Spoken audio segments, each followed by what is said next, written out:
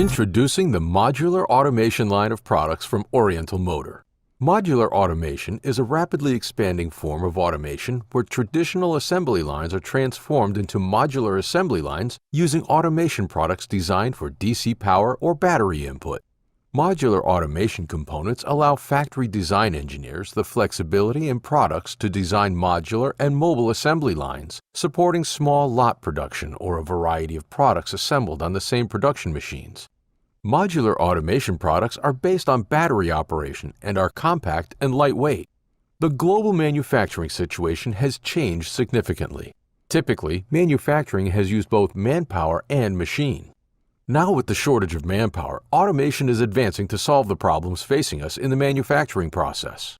However, there are some problems with today's processes, such as conveyors that separate the production lines and workers cannot cross in between the lines.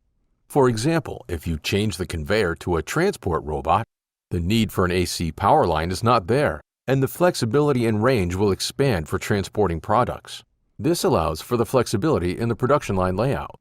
Product requirements for achieving a flexible production line layout are battery-driven, DC power input, and are lightweight and compact in size.